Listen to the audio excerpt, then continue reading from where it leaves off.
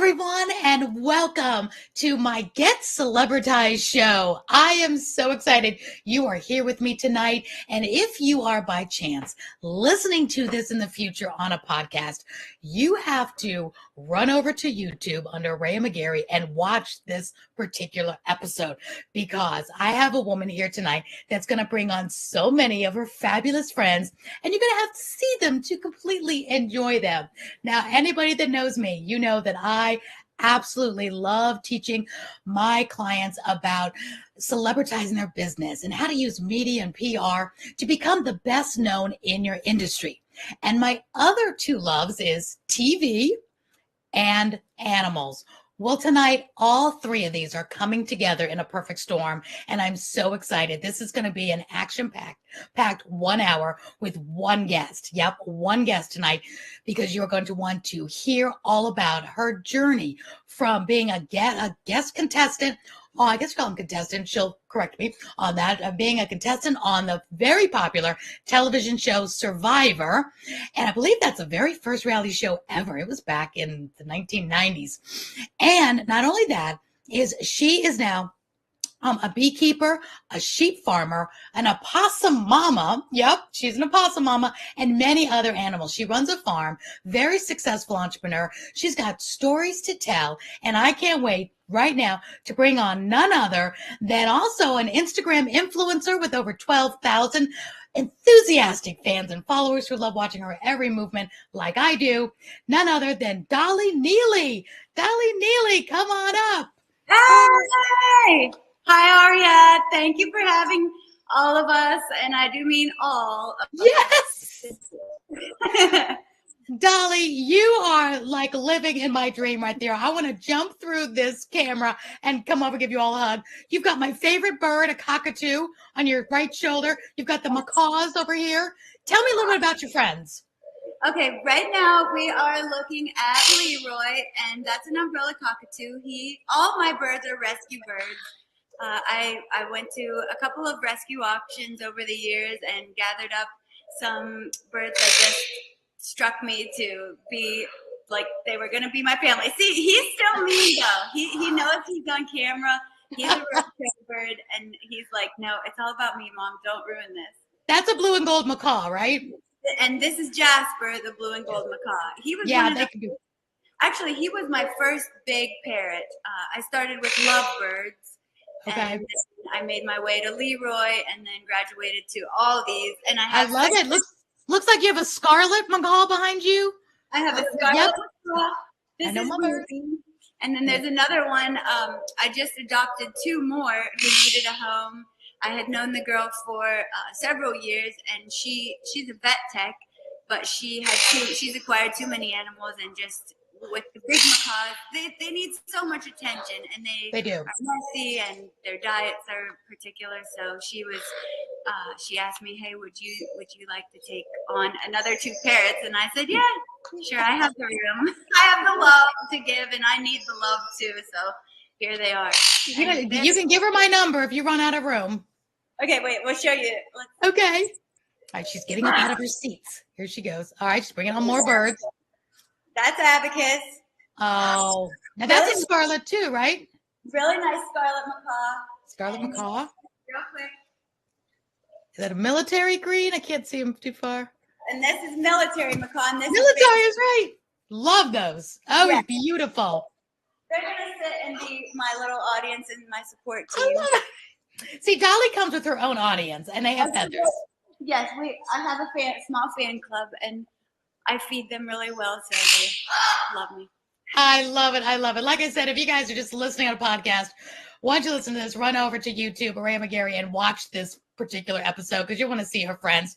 And we're going to talk about this, Dolly, because you right now, this is your world. We're going to talk about what you do. You're also a beekeeper. You run this farm. It's so magical and so amazing to do this. You've got the heart for animals that I do, and I'd love to talk to you more about also how do you get to rescue?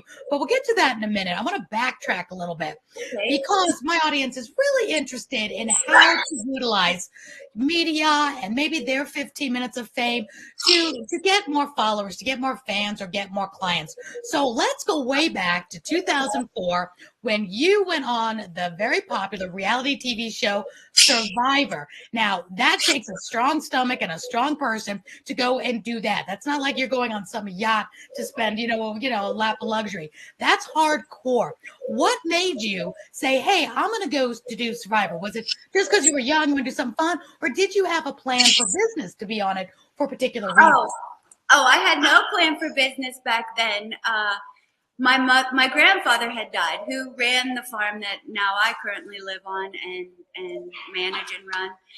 He had passed away, and he was the kind of the rock of our family and held everything together. He passed away suddenly, and it just so happened that I came up locally to go audition for Survivor.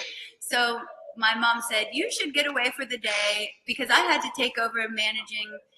That's who was the original sheep farmer here at this property, was my grandfather. So Okay. I kind of put my life on hold and to take over the family farm, and it just so happened that Survivor was local auditions, and she said, "Go audition and get away for the day. Even if you don't make it, go to the mall, see what happens." There was a big difference, Dolly, between your mom saying, "Now go audition for Survivor," where you're going to go, could potentially starve to death on an island with people that could be mean to you, or go to the mall for lunch. Well, it was a relatively new show, and we hadn't really watched it. And that, we're talking almost 20, 18 years ago. Yeah, 2004. It's so scary to say that, but it was kind of pre-Instagram, big internet. And I was just a young country girl, really not thinking about my future all that much at that point, just trying to survive after losing my grandpa. So I was naturally just a tomboy anyways, and it kind of fit at the time that, I could go out there and starve. And really the biggest thing about Survivor is your mental acuity and dealing with total strangers. And I mean, I think most people that have been on the show would say there is a physical element. Mm-hmm. And being hungry and cold and whatever, but just not being a threat, but being strong and knowing how to maneuver all that. And I wasn't much of a conniver or manipulator, and probably still really am not, if ever I had a chance. But at that point, no, I really wasn't thinking about business. It's really just been since getting the bees about 5 years ago that I started thinking, hey, I need to be able to market myself as a female, as a woman beekeeper, which is a sort of a rarity. That's where I saw you first. I was going through my scroll, and Instagram constantly shows me animals. Don't know why, but you came up in my feed as a beekeeper, and I love bees. I've always loved bees, and it was so interesting what you were doing. And then one of the next feeds I saw with you was with possums. I'm like, oh, wait a minute, you have possums, my new best friend. And then I found out you did Survivor. You did what? Yeah, that's a good combination. The birds, the bees, and the possums. The birds, the bees, and possums. The possums. Oh my! Total random thing too. Finding them in my yard and not knowing at all how much people adored. I didn't really adore possums before finding my Winnie and Wendell, but definitely felt.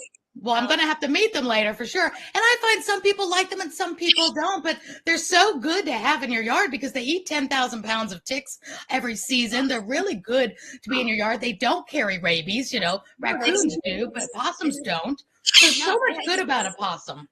They have a low body temperature, and that's one thing that is a huge misconception with just the average person thinking, oh, they look so scary and they can stink and they think they're diseased, but really they're actually very clean, like a cat in their grooming behavior. And I love them. They're nature's cleanup crew. They are. They really are. They'll eat the roadkill. They eat good stuff. And they found me 2 years ago when the pandemic happened. I saw one on my porch just meandering. I said, oh, I'm going to feed them. And then now I have a whole family out there, but I wish I could cuddle them like you cuddle yours. So that'll come. That'll come. I keep waiting for the babies to fall out of the pouch because 2 times a year, the little females will come and I can see the little babies falling out of their pouches. And but they haven't left me one yet. So they can have, I think it's up to 13 babies. they do. Yeah, so that's a lot to be in that pouch. There is little feet hanging out. You'll see it on my Facebook Possum Porch Party. But I wore my shirt for you, so I have to show you this.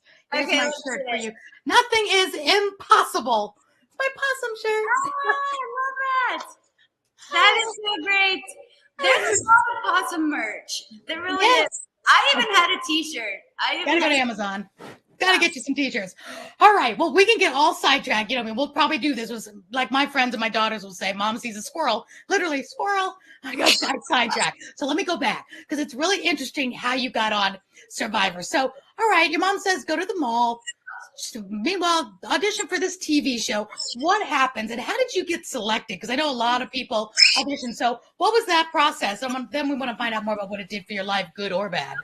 So I get to the mall and they have like in the courtyard kind of set up to talk about yourself for 2 minutes. And so of course there was a big long line. I think there was over 2,000 people there that day. And it was, sort of first come, first serve. You get in line and wait your turn. And I just should have put a bird on your shoulder.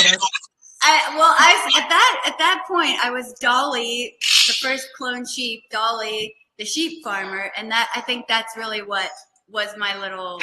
They saw that as something that they could possibly market, and just being a country bumpkin. I think they obviously select a wide variety of people for each season to see the conflicts that would arise and see if, because one of the things Mark Burnett asked me right from the get-go was, do you think that people are going to like you? And oh yeah, of course they are, but come to find out, no, it wasn't just that easy to make friends and stick around on that show.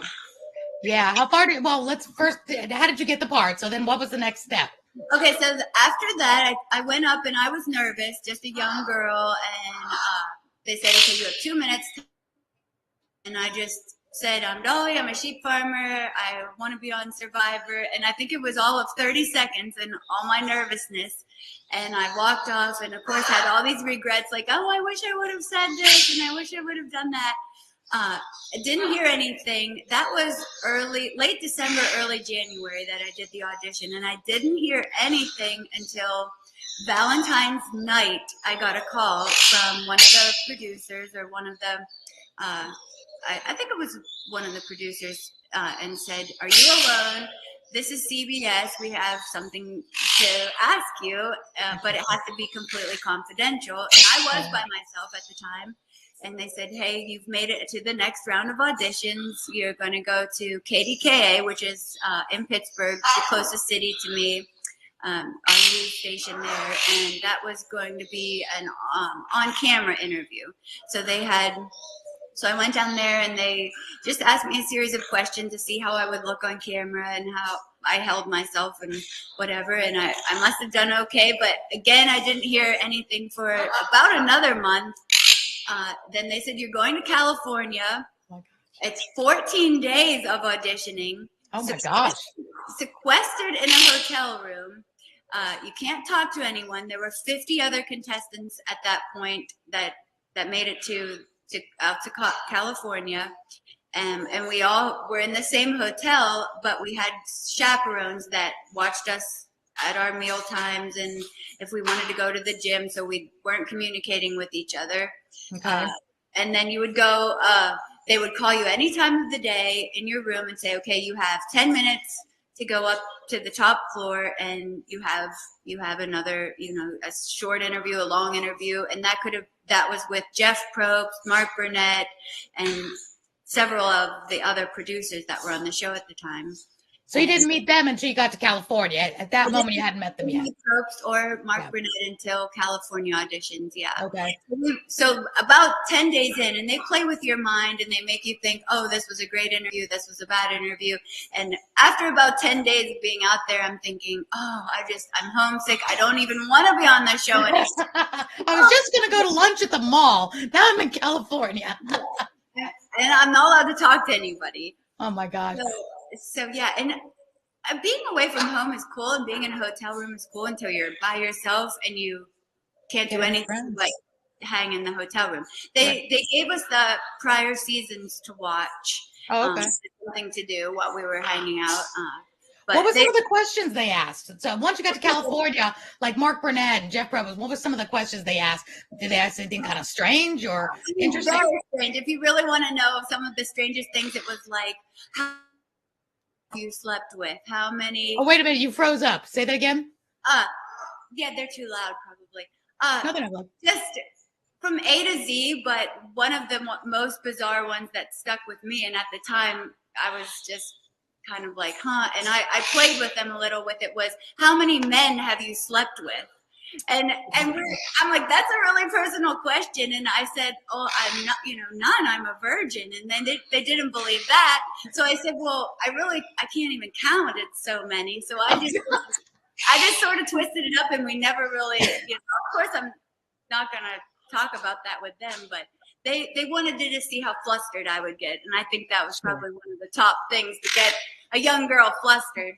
And that was cute. That was probably one thing that would work to your benefit, because you kind of did a Marilyn Monroe where you kind of like answered the question witty, and you didn't just, give them the answer. So they're looking for personality, looking for wit. It reminds me of when Marilyn Monroe went to an audition and they said, okay, all the brunettes on one side of the room and all the blondes on the other. She wasn't a blonde yet. And she went over to the blonde side of the room. And they're like, no, miss, go to the other side. And she didn't. She wanted to be in the blonde line. And, so they loved her. She was cute and, got that. So I think that worked to your advantage for sure. I mean, you can work with those guys were really clever and smart.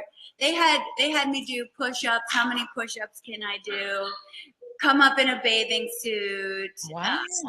Just crazy, strange things. I mean, really nothing all that inappropriate, of course, but. And there's chaperones and people in the room too. You got all these people in the room, right? In the room.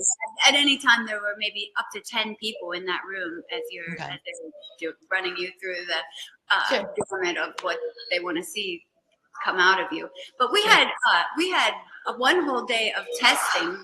We took like psychological testing and IQ testing. Really? A lot of people don't know that. Yes. No. There's a psychiatrist on the team there, in the medical team, and they do weird testing. And it was a full day of testing like that. Oh my gosh. Well, I guess they really have to, they want to get probably a nice variety of people, high IQ, low IQ, really kind of mix it up a bit. So before we get to what this did for your future, what it did for your life and maybe your business, maybe not. It's such what I do like about it is your mom said, go do something different, get out of the house. And that's always good for us to get out of the house, do something different. And she was just so smart. Whenever we're grieving something, it's good to just, get a different, atmosphere. Yeah, exactly. So what do you think was the kicker, if that got you selected, and what was one of the best and worst things that happened by being selected for the show? Okay, so I think what got me selected was that they really couldn't figure me out. I was this small town farm girl, but at the time I really liked fashion, and I would wear like a Burberry. I had a Burberry plaid bracelet, and the one girl was like, so you're this small town farm girl, but you're wearing Burberry, and we can't figure you out. And so I think just kind of being a sort of a mystery was it did good for me, because they thought I was going to be one thing, and then I really wasn't. And I think they just wanted to know more. They wanted to see more of. Which makes it interesting, which makes for good TV. So that's great. You're not, don't judge a book by its cover. You weren't what they thought you were going to be. You weren't just flat. You had a lot to you, which is great. So was it worth it? You got on the show. Was it a good experience, bad experience, and was it worth it? It was a fabulous experience, of course, just the travel and seeing a different culture. I had never heard of Vanuatu which Where is is Vanuatu? Is it it's in the Vanuatu? South Pacific. Okay. Here I am in Western Pennsylvania on the sheep farm, and I get taken all the way from here to the South Pacific and thrown into this tropical world with all these strangers and just trying to get to know everybody. I went in so naive that I could make friends with. Can you get them? With that, I could make friends with these women, and we did break the rules once we were in Vanuatu, and we did sort of all talk to each other, and I made a pinky promise with Twyla that we wouldn't vote for each other, but she ended up voting for me the first chance she got. Voting you off, you mean? What's that? Voting you off? Yes, she voted. Oh. The first chance she had to vote for me, she voted, and I looked at her like, can't trust anybody. Oh, you're like me. I would so not do good on that show because I love to make friends. I love everybody like me. I would make a pinky swear and keep it. Everybody would just, I know, step on me too. I think I would still be the same way. I really haven't changed a whole lot. No, I have become a little wiser in reading. Well, of course. How old were you when you were on the show? I think I was 24. Oh, just a baby. All right. Little girl. Are you glad you did it? Was your mom right for sending you to the mall to do this audition? Did it help you through that time in your life? And are you glad you did it? It did. I'm very glad I did it. And one way that it definitely positively affected me was that since then, it has allowed me to have a sort of a platform just because of being on that. So people are interested. I've been able to share other things about myself and how I've matured and grown and gotten into the bees and the animal rescue because of the credential of having been on that reality show, which it is.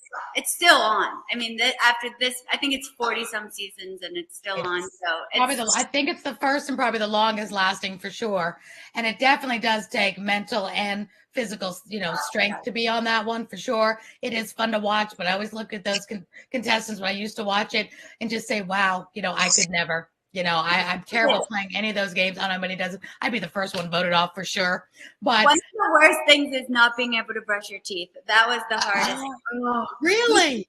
You can't brush your teeth. No, you have a medical bag, so if you have contacts and female things and whatnot, but you don't get to brush your teeth. We actually chewed on a stick, on a twig to kind of clean our teeth. So you almost want to get voted off early. I mean, I don't know. Unless you're going to go the whole way and win all the money, you might as well get voted off first because you still win some money. You still get some opportunities. And then you still get the platform of having been on it. Well, I'm glad. You're right. It's always on your resume. It always makes you more interesting for sure. People will come up to you and say, oh, wow, that's cool. Let's talk about that. And then just like when women do Miss America, Miss Universe, or a local pageant, it gives them a platform to talk about what is important to them. So I'm all for that. I think that's great. I think it's wonderful that you were on there, were able to, experience that. And I think your mom was smart by saying, get out of the house, because that was a hard time for you and that kind of pushed you through it. So what was the worst thing that happened from that? Oh my, I think the worst thing, I hope no one's but was we all ended up with Giardia. I don't know if people don't know what that is. It's kind of a bowel disorder and it comes from parasites in the water. And it is gut-wrenchingly awful, bend you over in pain. And we all had it because we were so eager. Once we got fired, we were so eager to get water because, of course, we really were hungry and thirsty. We had just had coconut milk and coconut, which gives you diarrhea on top of all. Oh, my God. Oh, no.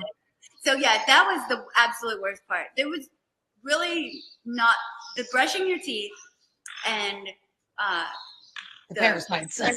and then just also knowing that I, in essence, lost was pretty awesome too. Oh my God. But you won because you got out of there, but that's okay.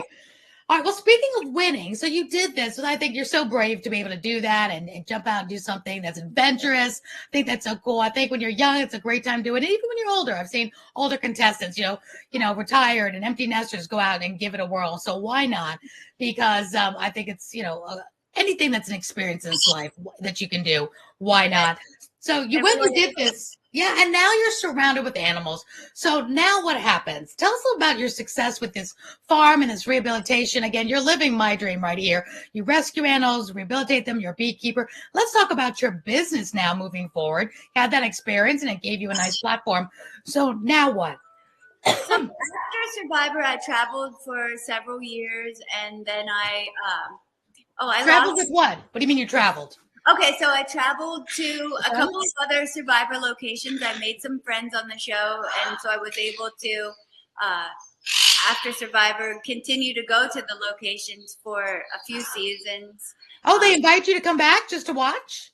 And travel the world. Well, I just had made some friends that were part of the team and got to go because Look of at you. the connections. Yeah, the connections I It made. is who you know. I like that. Okay, so look at you It was all go. behind the scenes, but still got to see some other amazing countries like Panama, Guatemala, Fiji. What's your favorite place so far? Favorite That, place you visited? yeah, that consumed my life for about 2 years after the show, and then Okay.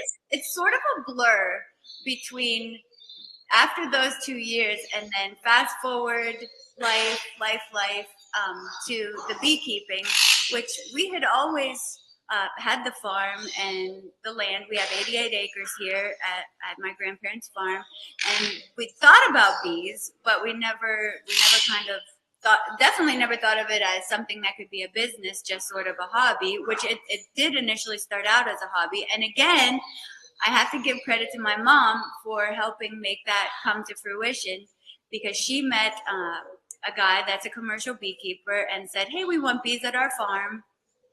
And then told me, "Hey, get in contact with him. He will sell you a couple hives." And so I did, and I went to his big bee yard initially and picked up my bees, and I just started with 2 colonies. And I said to him, "Hey, I've read some books and watched some videos about bees, but of course I don't have any hands-on experience. So could I volunteer to help you?" And I think now, as more experienced beekeeper, I think he was like, "Oh yeah, sure, you can come and help me. It probably won't last, because beekeeping is really hard work." Yeah, looks it. It is.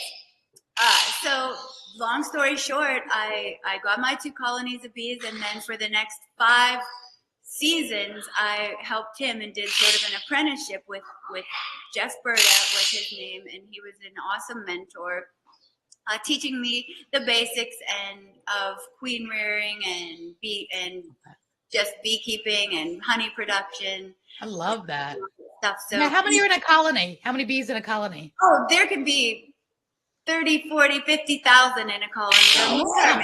I mean, you can get some big colonies Oh, when you that's awesome. when you're farming bees for honey. You most of the time you're going to keep them in like a double deep box. They call it a double deep, so it's a 2-story hive, 1 queen and lots of worker bees. But if you really want to grow bees and make queens and stuff, you can get 4 and 5 high. How do you make queens? You said make queens. Are you hoping they get born? Like, are you born a queen? Well, you can make your own queens to sell, because beekeepers always need queens. Queens How do die. you? And she's like the number one thing in the hive. Right, but how do you make her? Like, is it like London where you had to be born a queen, or can you create a queen? Charlie and Pickle, they're loud. Come here. I love them. That's all right. I love all the noise. So Oh, it's beautiful. you could. This is Charlie. Hi, Charlie. That was beautiful. You can make queens by a queen lays eggs in the cell. There's a frame, goes in the hive box, and there's hundreds of cells on that frame, and the queen lays eggs in all of those cells. So Okay. to make a queen, you graft, it's called, and when you have a special tool that you reach down in that cell and get a 1 to 3 day old egg larva. Sure. And then there's little cell cups that you transfer that larva into on some royal jelly, and then you make their little bars with these cell cups. You put the eggs in, and then that goes into a queen starter. So you're going to put that frame, and that's a queenless hive. So all the worker bees know they don't have a queen, and they're super vigorous wanting to draw out those queen cells, just feeding that larva royal jelly the entire time so it develops into a queen, and it's really technical. That's amazing, though. I didn't know you developed or made a queen. I thought queen bees were born as a queen bee. That's fascinating. You can queen bees. Yeah, it's really, really awesome to be able to raise your own queens, because if you have several colonies, once you get 10, 20 colonies, go to your friend and have to buy queens. You want to be able to make your own, so when you need them, you have them available, and that's how you can grow your size and your business too. Yeah. So you do it for honey? Is honey a lucrative business? Is it doing well?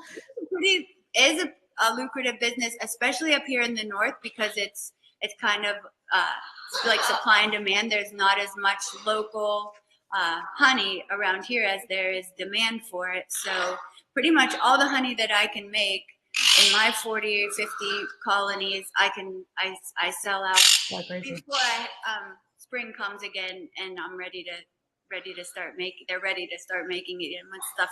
Yeah. Have you ever heard of Manuka honey? Oh my, yes. I think Manuka honey is only made in New Zealand, though. I mean, we can get it here, but that's supposedly the most healing honey for burns and everything. Yeah, we have some very expensive, and I didn't know if that was just, I thought it was just made in Australia and New Zealand. So is it different types of bees? Yeah, maybe Australia too. Yeah. Yeah, that's great. Well, I think that's so cool that you run this and you're doing this. And I definitely want to meet Wendell very soon, because that's just, my heart is just beating to see Wendell and Wendy. I saw your Facebook with your possum party. I think you should do a children's book, because possum porch party that's like, isn't that cute? I love it. Children's book. It's a good idea. Really good idea. Hey, look, there's another business. I love that. But before we meet Winnie and Wendell and your beautiful possums, and I just love your business. I love what you do. Thank you. I got a couple more questions. One, what do you love best about what you're doing now? You've got your grandfather's farm here. Is this been your little girl dream to, live out the family's legacy and be here? You look like you're in your element. You look like this couldn't be a better life for you. And I definitely want to be your new sister. But I think you could be sisters. So many people that I've showed, your picture and said, hey, you have to watch me on Aurea Magari. They said, that looks like I could be your sister. Yay! Might be old enough to be your mother, but it's all good. It's all family. I'm happy. I love it. I love it. So is this the little girl dream? Is this what you've always wanted? I think I am an eternal little girl in my heart and my spirit. So yes, I think my grandparents would be proud. Mainly, not necessarily because I'm rich and successful and all those things, but because I am happy and I'm helping spread joy with my animals and help encourage people to just be themselves, no matter what that is that you are doing. If you just be happy and be yourself, you will be successful. I really think so. I really believe that. And is this what you want to do the rest of your life? I want to be happy the rest of my life. So you look happy. I do want to do this the rest of my life. Now the possums, they don't have a very long lifespan. So they don't? No, I think a possum, it's like average 2 years is considered a senior possum, but maybe up to 4 years. Is it 5? Well, I don't know. You're more the expert, but I think in captivity, I think I saw was 5, because I looked that up when I first started having them over here. They said they're very transient, because I've had some come and go and they like to move around, but I think I could be wrong, but I thought it was like 5. Well, that's good news. I have heard some that do live that long, but I don't think that's like the typical lifespan. Actually, some of the possums that I do follow on Instagram, some of them that are about on the same age as Wendell and Winnie, which is getting close to 2 years old, some of them are already starting to die. So no, I know. Yeah, it says 2 to 4 years. Yep, 2 to 4 years. A Virginia possum could be like up to 4 years. Yeah, that's what the ones I have, of course, are Virginia. Oh my gosh! Oh, no wonder you were saying you were going to be heartbroken. Oh, you need some more. You need to just have them forever. Have lots of different little babies. Well, I'm hoping that Wendell can produce an heir, but I'm not sure if that's going to happen or not. I'll be praying for you that they do. Yeah, that's the only hard part. But I truly believe better to have loved and lost than never to have loved the animals in the first place. So many people lose a dog and never get another one. And I'm like you. I'll always have animals and will always miss them. But life without them is worse. Yeah, yeah, I need their love. I need something to take care of. I didn't have children, and I have very limited family, so I think that's one of the reasons after losing my grandfather and then several other people in my family all within a year. I needed something to care for and something to give me love back. And Animals are the best. I love it. Animals are the best. I love it. Love it. Now, are you and your mom you still close? I know you've lost some loved ones, family. The last couple of years. Do you still have your mom around? Oh yes, I still have my mom around, and she's wonderful. She is living and working in Korea now. She's in South Korea. She is a professional woman. So interesting, her career in life. She worked at the World Bank in Washington D.C. and then retired from there and had an offer to work for the Korean government in Seoul, and that's what she's doing now. Yeah, she's a partnership specialist, sort of. She's a people person. She knows how to make connections, and she's also an awesome person you could talk to about business. I'd love to. We'll have to have her on. I would love that. She would love that, and that would be live from Korea. Oh, that'd be fascinating. I would absolutely love that. And you all just seem like she just seems so smart as well. And you guys have this wonderful business and family. And she just seems very wise. And just some of the things she said to you. So I would love that. And I love empowering women. And I love women in business in all areas. Like, you have a thriving business. You're very wealthy in what you do, which is such a great passion. You're doing good things, being able to make a lifestyle, earn an income. Your mom's doing something completely different. So everything is right. And especially in these last 2 years in this quarantine, pivoting and finding people's way has been a little difficult. Many people have lost what they thought was going to be their lifetime career and have to pivot to other things. So before we meet Wendell, is something that you had to do? Did you have to pivot at all during this pandemic, or did life just keep on going for you, since we always need sheep keepers and bees? It really didn't pivot that much, other than I also am a volunteer at a local thrift shop, and we had to close down, of course, through the pandemic, and a lot of our local charities that we give to from the thrift store. So no, it really didn't affect the bee business much. In fact, if it did at all, it helped it, because people were looking for something new to do and something to fill their time. So I did have a lot of new beekeepers last year. And then that's when I found, right at the beginning of it is when I did come across my Winnie and Wendell. And so that just pretty much changed your life. Having these possums, and not only Winnie and Wendell, but then through the pandemic, I've ended up adopting another pair of sister possums. Where do you find them? Nobody's coming to my door giving me possums. So you get any extras, let me know. Well, we have a dog here on the farm, and he went out. He goes out some nights, he'll bark, and you put him outside, and I think he got there. Winnie and Wendell's mom. I think he went out one night, and we never found a dead possum, but we did find Winnie and Wendell. So you know how possums, once they mature enough, they're riding on their mom. So he may have shaken the mom, and they fell off.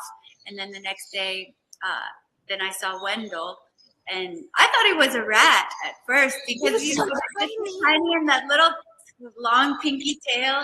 And I kind of left him for dead in the morning. I hate to say that, but that's just the way it was.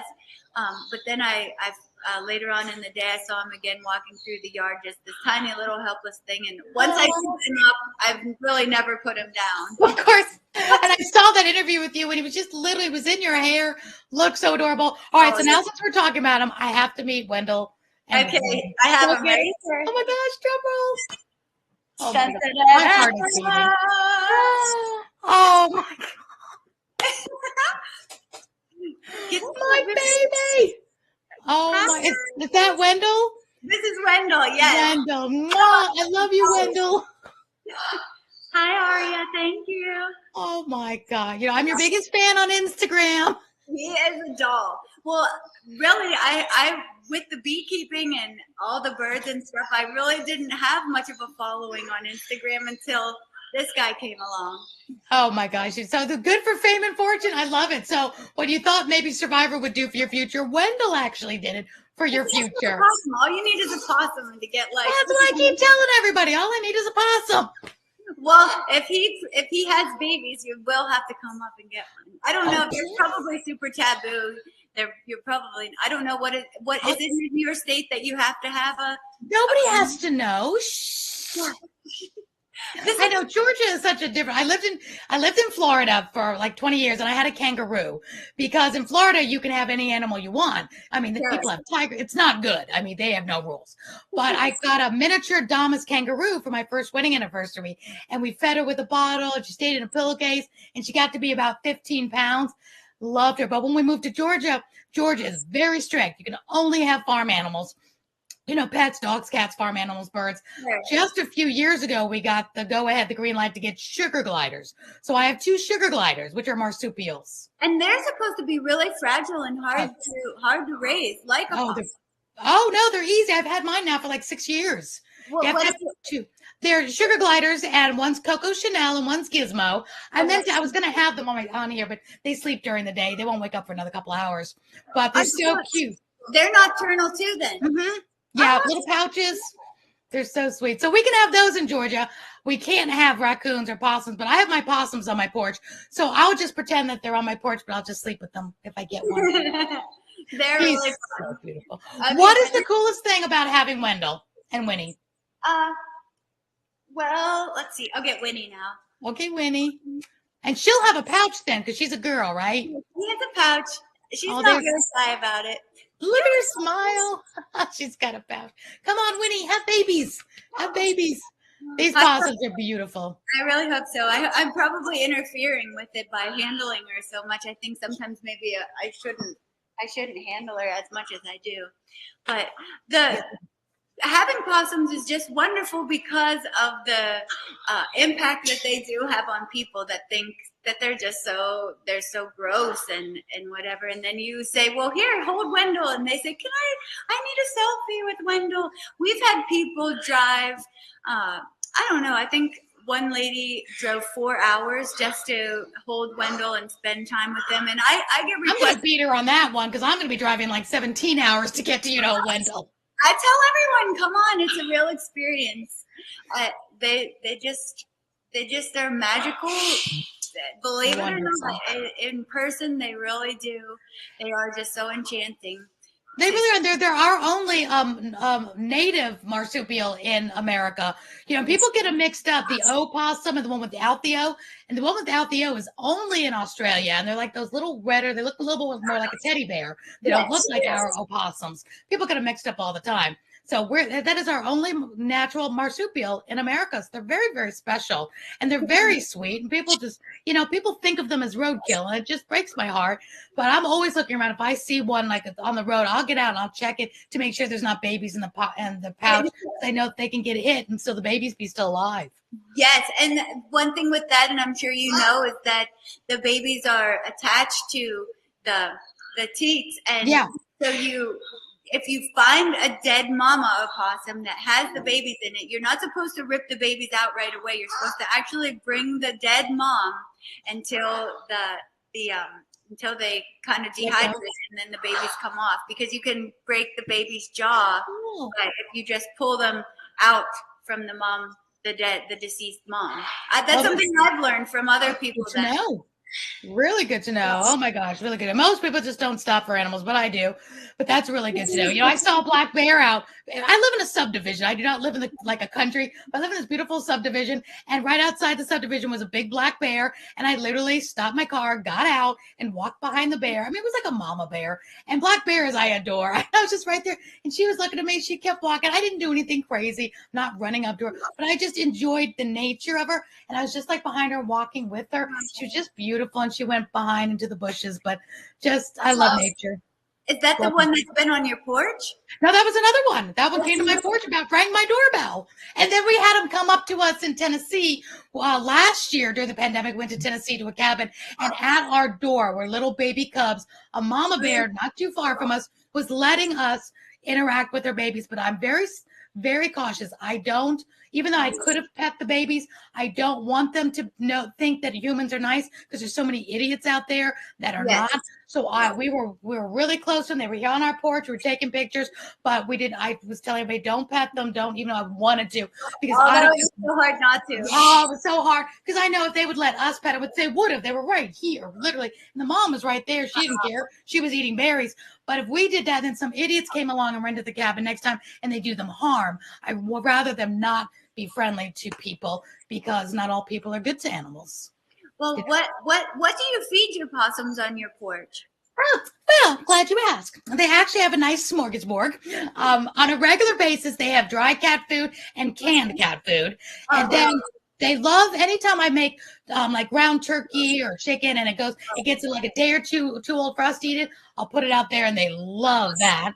Fruits, vegetables, anytime I love it, because anytime our fruit gets a little bit too ripe, they'll eat it. They love grapes and bananas and apples. But every night they always get the cat food, and if I don't have any extra food, lying around. One of the best videos, as I was looking through your porch possum party, or possum porch party. Possum porch party was the one that was fighting. Now mine will growl. The females will growl at each other, and they are territorial. They all except Wendell, of course, because he's the dude. But the girls will fight amongst themselves. But I've never seen how aggressive that one. You have one video where they just take off. Yeah, they took off after each other. They're friends now, but when they first started coming into my porch, and they would like come in shifts, and then and I have a gray cat out there, and at first nobody was getting along, and then now you see them all eating together. I have the gray cat, the possums, they're all getting along. They got used to each other, so that's cool. So I go out there at night sometimes, and I sit out there hoping they'll get used to me, but they're so shy. They're so shy. They really are, and I suppose that's good. You would think over time, though, that they would, because the two sisters that I adopted, they weren't real fond of me at first, right? Milo and Otis, but they have now gotten used to me, and they'll let me pet them and pick them up. Know. But I know they're transient too, so I know I get new ones constantly too. That come and go. So that's true. It's up, but there's a buffet. There is a buffet. There's a little sign. I have possum crossing signs and bear crossing signs, critter crossing. So I love it. I absolutely love it. But I love the fact that you have this wonderful business with your animals, so people can do what they love and can do it for a business, which is great. And I want to ask you a very special question. We lost one of my favorite celebrities is Betty White. Oh, yeah. Betty White. She always said she did her acting to support her animal fanaticism, like we have, and all the charities she did for animal sanctuaries and things. So I absolutely have always adored Betty White. And Betty White's birthday is the same birthday as my mom's, January 17th. My mom has since passed away. Happy birthday to your mom. Yay, thank you. And Betty White would have been 100 on this. I think it's Monday is the 17th. But yeah, it's Monday. So the Betty White challenge is to give to an animal charity of your choice for Betty White's 100th birthday. Do you have any particular charities? I love nonprofits. They're part of my passion as well. Do you have any favorite nonprofits for animals that you'd like to give a shout out to tonight? Just my local humane society, really. Grove City Humane Society, Animal Rescue in Grove City would be really my choice around here. Oh, good. Yeah, locally. I always like to support my local people. And if everybody would do that, it would be wonderful. So if everybody would support their local humane society this Monday, do a post about it. Let everybody know to give to their local humane society in honor of Betty White's 100th birthday, because all the animals will benefit from it. So whatever your favorite charities are. And she was not only funny, but she was just so naturally filled with joy. She really was. And that is one thing that is really just simple joy in these is really something to work hard for. We develop our minds and we read and we develop our bodies and work out, but I think if everybody just spent a little more time concentrating and focusing on developing their inner joy and inner peace, that would make everything else in their life even more successful. It really would. You're so right. It's, if you do what you love, you never work another day in your life. I really, love that. And not everybody can, but if people now, especially after this pandemic or through this pandemic, we're not over it yet, could find something they love to do, whether they can do it for a business or at least have it as a hobby, something to lift their spirits, something to make them feel good. And you and I, it's all about the animals because I truly believe, and I've heard this somewhere before, but those petting animals makes you live longer. That's why Yes. they bring in therapy animals, therapy dogs. Yep. And I believe that's why Betty White, I believe, almost made it to 100 because That's she's petting the animals and loving. So you and I are going to live to the And same you can just start simple. You don't have to think all the time. It's like, okay, we all do want to dream big, but at the same time, you can just start simple little things that make you happy, and then see where that takes you. Take baby steps into bigger steps, and Great maybe advice. maybe it won't seem so overwhelming or like, oh well, I can't because we'll just try something little. Exactly. I love that. Yes, try something little. Add something joyful to every day in your life, even if it's something small. Well, before we end our call, I don't want to end because I'm going to be driving up to see you. That is for darn sure. I got a couple of just quick questions for you. Like, for example, oh yes, bring window back. Oh yes, making my night. I'm going to go out there. I'm going to grab those possums out there. I'm going to hold them. Oh my God, she's so cute. Y'all have to follow Dolly on Instagram. I just put up her Instagram handle, which is Instagram Neely Dolly Lee, and it's Leah. Follow on Instagram. You will love all of her bees, all of her critters, her farm, just her fun. She's dancing in the snow with possums and just it just gives you joy. It just to see her on the farm doing what she loves. If you're even having a bad day, follow on Instagram, get a smile. It will absolutely brighten your day for sure. So with that, Dolly, what's your favorite animal? Favorite animal? Well, right now it's probably the possum, just Yeah. because. Just because. Just But because. ultimately, I think I would like to have a Palomino colt that I raised myself, like Oh, from a baby. Everyone says, "Oh, that's really a big dream because horses aren't that easy to break, and even if you start, even if it's you hard. self." But yeah, my favorite would probably be a horse, which I've Oh, never had yes. a horse yet. See, But we've had a horse. My youngest daughter, she had a beautiful paint horse, paint quarter horse, and she was a champion rider. And they are hard to handle. There are a lot of animal for sure. yeah, And she was great with them. I'm not that great with horses, although I ride them, but she just had great communication. And you have to be strong with them because it's not like you just cuddle them like our possums. They have to have a purpose, have a job, and it's a lot of work. So, but they're beautiful. I hope you get what's one. your favorite animal? My favorite animal? Well, now it's possums, of course, but really, ultimately, it's very special to me, and it's dogs. I absolutely love dogs. They are God spelled backwards because there is no other animal that God created for us that does more for the human race than the dog. The dog is not only our best friend, it can sniff out cancer, it finds people dead or alive. We use them in the military, we use them in the Navy. They do more jobs and do more. They're seeing eye dogs, they're therapy dogs. They're just magnificent. So the old fashioned dog breed, any dog, I love all dogs because they serve such a great purpose and can do so much for us that they're ultimately I just think God just a plus on the dog, and I don't think it's spelled God spelled backwards by accident. Because remember, Adam That's named sweet. him. It is. Yeah, Adam Yeah. named him dog for a reason. Thank you, God, for all of your creatures. Amen, amen. And they all do such great, and they're all here for a purpose. And the one great purpose, no matter what animals you all love, having animals in your life does give you joy, does help you live longer. Therapy horses, I heard that therapy horses, that when people use the horses for therapy, if you put your heart against a horse's heart, that their very large heart beats slower than ours, and it actually will slow down the rhythm of our heart if we get up close to it. It's just amazing how God did create animals for so many great reasons to help us if we, take advantage of the benefits of having these animals as many as we can and in the right ways, of course, And and protect them. even if it's a little fish, because I do have people on Instagram say, you're living my dream like you, but Yeah, I live my dream.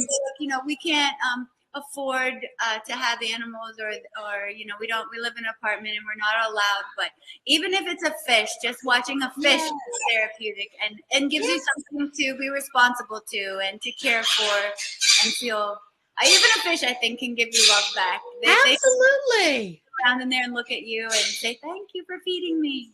I love it. I love those beta fishes. We've had fish and just turtles and everything. So just caring for something, and even a little aquarium that just brings joy and it gives you calmness. It's beautiful to watch. Anything is just beautiful to watch. What's your favorite TV show? Is it not Survivor? No. Favorite TV show?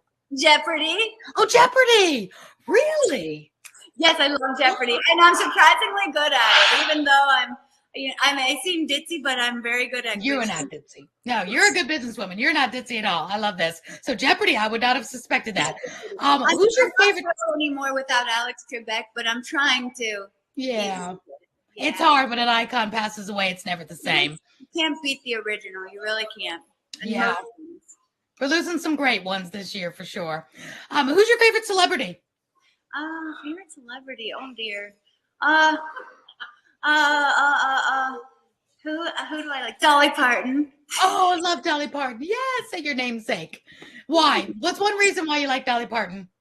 I like Dolly Parton because she just seems like she's always happy and she's always encouraging other people, and she makes other people feel joy. You can't think of Dolly Parton and not kind of smile and just think of her beautiful voice. She can act. She also loves animals, and she's just been around forever and making people happy, and that's just something that I look up to, I agree. I know a couple of people here being in the media here in Atlanta. She came here and did a movie several years ago, and they said she was just as nice in person. And I love hearing that because you expect the Dolly Partons, the Betty Whites to be really kind people when you meet them. Because, we've met, some celebrities that aren't really nice in person, but those, it's so good to hear they really are very humble. Humility goes so far. It really does. I think that's a huge thing for anyone in any area of life, any business, no matter how successful, to stay humble because it's much more attractive. It really is. It is. It is. I only have 2 more questions before we have to end the show. Oh my gosh, I don't want to see you go. But one piece of advice for you run a successful business. You are a successful entrepreneur. Give the listeners and viewers one really great piece of advice about running a successful business as we go into 2022. I think that as you are starting a business or whatever phase of your business is in, you're going to have days where there's ups and downs, but putting yourself, don't always put yourself and how you feel first. Put your customers, put your product, and make sure you're giving the best that you can each day, and don't go on how you feel, but go on how you're making other people feel and what you're offering other people. Make that the best that you possibly can. Oh, I love that. Absolutely. It's about the customer journey. Yeah, instead of focusing all the time on yourself, just focus on your products and what you're offering to help other people and make their life better. Absolutely. I love that. What pain do you solve? And who's got that pain? That's really, really important. There's so many things that, my clients, they could teach on whoever. And I'm always telling them, what does your customer, what are your fans and your followers need? Because we could teach so many different things, but what are they in need of that you do? So I love that you said that. Listen more than speak and really fill that need and solve that pain. So that's great. And lastly, I like to ask all my guests something very special to me as well. I used to have a Live Your Legacy Summit where I brought business entrepreneurs and charities together. We will come back together. We will do my 13th one. As soon as we're able to do events again, we will come back and do the Live Your Legacy Summit. So, yes. Dolly, what is your legacy? How do you want to most be remembered? I want to be remembered ultimately for being somebody that is striving to be a reflection of God and of Jesus here on earth. Just being a good example, being somebody that you can say, she really was encouraging. She really was positive. She really did know how to bring out the best in people and make you feel like when you're talking to me, I'm really listening to you and engaging, not just, on the surface, but really deeply wanting to know who people are and how they feel and what they have gone through in life, like their story. So, yeah, It's, I love that. actually, I didn't ever think too much about what my legacy was until I watched you, and then in the last couple of days, I've had it been at the forefront of my mind, like what that really does mean, and what I can actively do to create something that is lasting, as far as what I'm able to offer to other people with my where I am in life, my abilities and personality. Oh, I'm glad. Well, you would definitely be remembered like that. You can tell you just have so much love. And animal people are great people. Animal people are loving people. And I just, I've yet to meet a person that adores animals like you and I do and not be just an amazing person because it takes loving people to love and care for nature and animals. And it's just amazing. So I'm so glad you are going to have a wonderful legacy. You're only just getting started. I didn't even start thinking about my legacy until I got cancer when I was 38 and then went into my 40s, started really reminiscing on, what if that was my last day? And that's what I talked about on my TEDx is about, that's when I really started thinking, am I happy with my life? How would I be remembered? So I love asking people because I want people to think about it. I want you to live your We do legacy. need to think about that more. I think a lot of us are living on the surface in just like survival mode. But it is Yeah. actually good to take time and think a little deeper and think along those lines, and develop actually what you do want to be remembered as, and the effect you want to have on people. Yeah. And what causes you want to be a part of, what charities you want to help, what part of the world, whether it's animals, environment, or, women, or, trafficking, whatever it is that you've made a difference, you were able to, even if it's not giving back money, you're able to give back time. But you don't want to end up saying, oh my gosh, I wish I'd made time to give to that charity. I wish I made time to give to that cause. We have to purposely do it because nobody knows what our last day is. Every single day matters. It really does. Dolly, you are such a pleasure. I hate to have to say goodbye. Want to have you back. I absolutely adore all your feathery friends and Wendell and Winnie. Do not be surprised. I'm going to get in my car and I'm going to come up and see you because I just have a feeling we're going to be friends for a very long time. You're welcome anytime, and I think you're beautiful and such an inspiration too. Thank you so much. Thank you, Dolly. I will see you over at Instagram. Everybody follow her on Instagram at Neely Dolly Leah. Just a beautiful, beautiful Instagram feed. I adore you. Thank you for sharing your life, your successes, and your family with us. Mwah. We'll have to have you and your mom on next. We'll do a mother and daughter. I love that. She's great. Oh, thank you, Dolly, so much. Have a great night. Bye. Bye-bye. And over now, don't forget everyone to earn more so you can live more, so you can give back more. Have a great day, everyone. Bye from Get Celebritized.